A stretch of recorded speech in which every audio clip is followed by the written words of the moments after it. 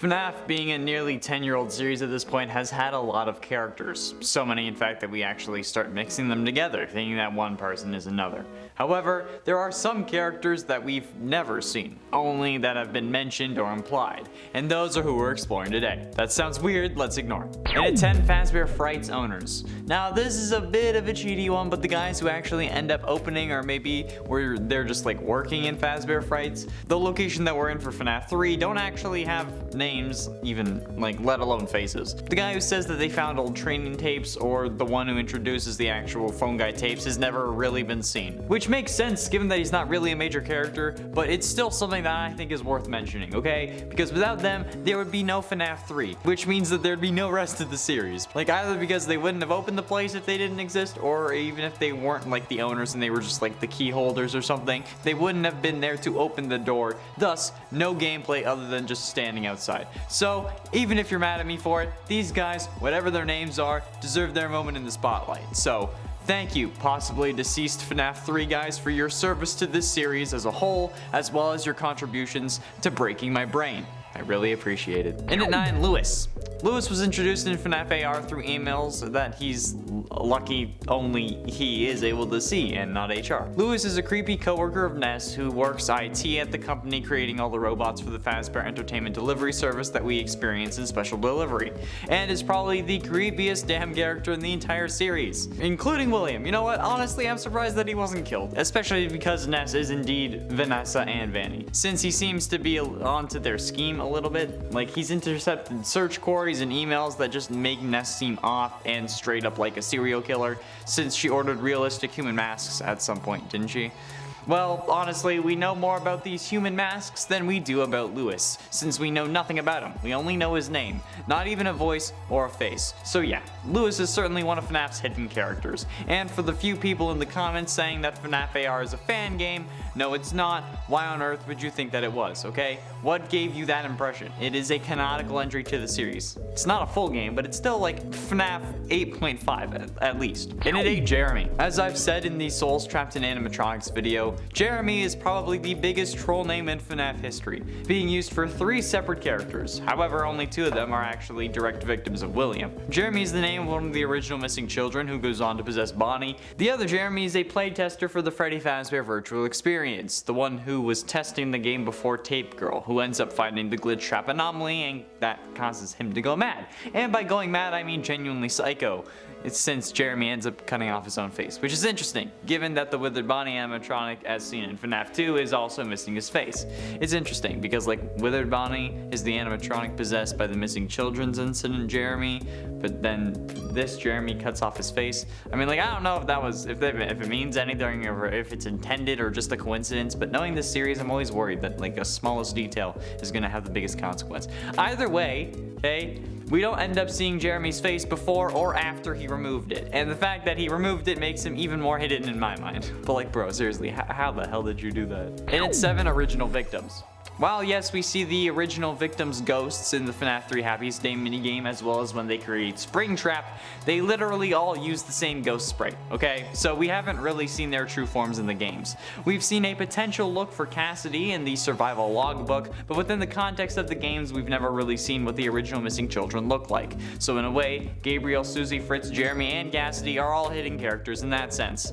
I know that you were probably expecting this list to be about characters that we don't know about, but how the hell could we make that list? That just doesn't seem possible. If we don't know the characters, how are we supposed to find out about the characters for a list? I have no contact with Scott Cawthon, and even if I did, I don't think that he'd spill the beans on characters we missed.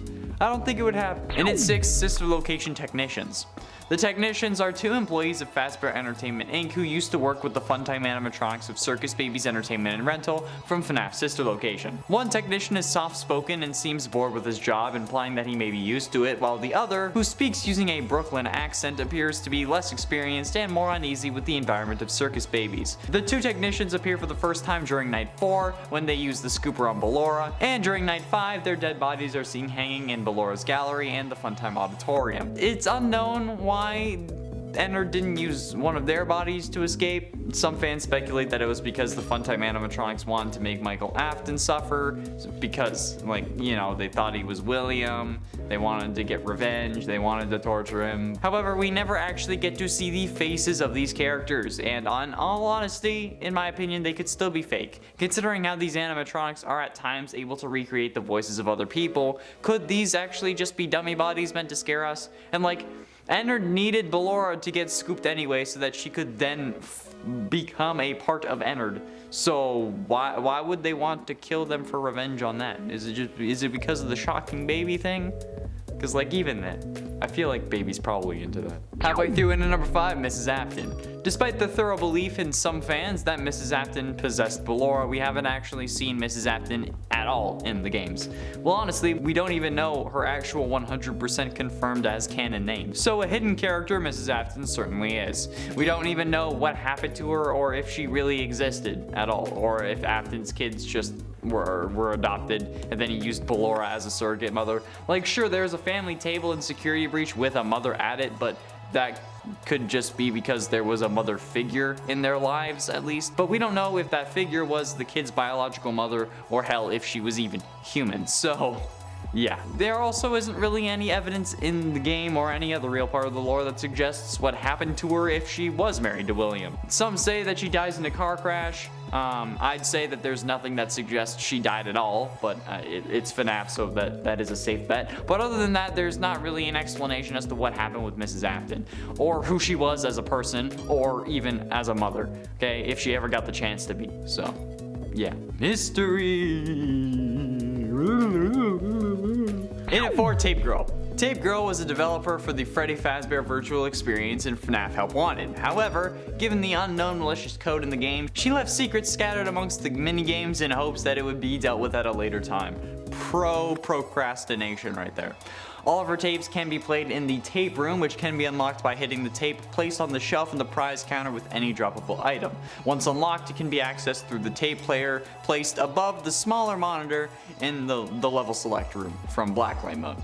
The tape room is mostly just darkness with a desk in the center, but on that desk there is a shelf where all the tapes that you've collected are stored. The player can listen to them by just selecting them, and then it goes in the tape player. You don't really need to pick anything up or move it. But all we ever see about Tape Girl is her voice. There is nothing else, which begs the question if she was even real, or if this is a sort of like glitch trap acting like baby thing, where he made her up so that we'd trust her, and then he ultimately locked us away in our minds. Honestly, I don't doubt that. I feel like that could be a thing, although it's not likely. Getting close to the end in number 3, the top.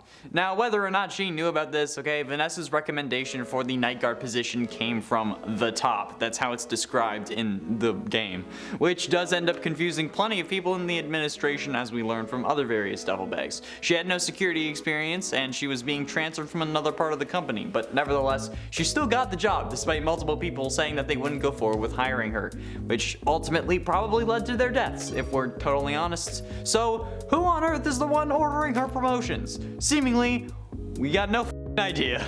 We could assume maybe it's William, but he's currently plugged in charging in the basement, so it would have to be someone else who knew her, and knew Afton's interest in her, and then made her a VR tester so that she could then get possessed, and then made her a security guard afterwards so that Afton could get her to do what he needed her to do. But who could it possibly be? Matpat seems to think that it's Gregory as a hacker who's pulling the strings, but until that's confirmed, it's yet another person in this series that we've heard about but have yet to see. God damn it, Scott. But ultimately, in at number 2, Henry Emily.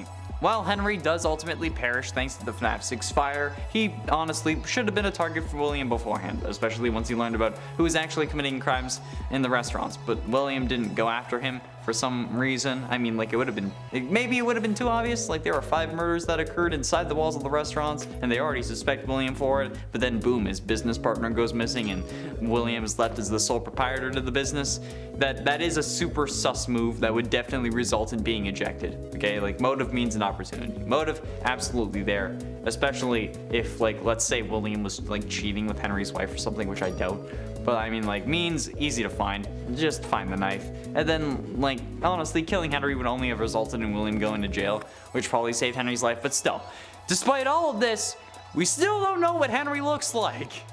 I mean, we have the desk guy, who is like our best guess to be Henry, but that's 8-bit. And other than that, we have no look for him in the games. Maybe he shows up in like the Silver Eyes graphic novel, I'm not sure. But you're all adamant that the books and games are separate. Okay, so if he is, you can't yell at me in the comments without being hypocritical, okay? So if he's in the novels, if he's in the graphic novel where we actually get visual representation, you can't yell at me for it. I win. Ha!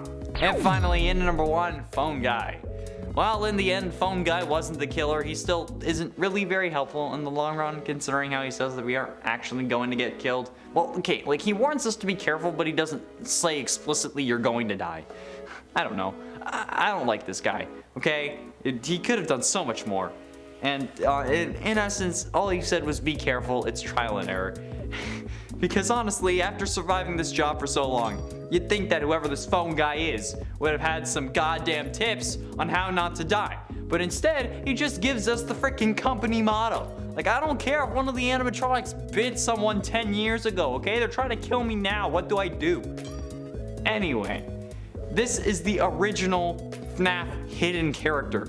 Okay, we know that he's voiced by Scott, but unless the Phone Guy is moonlighting as a rogue indie game developer, they aren't the same dude, okay? We have no idea what the Phone Guy looks like, okay? He can't look like Scott unless he is the indie game developer now. So yeah, we don't know what he looks like. And honestly, at this point, the Phone Guy might still be William Afton. And we can't tell since we've never seen him. I mean, we've heard William talk, but maybe he was just faking an American accent like freaking Tom Holland does, okay? It's a thing. That's all the time we have for today, friends. Thank you all so much for watching. I have been in Showerman Connor Monroe, and I'll see you in another video.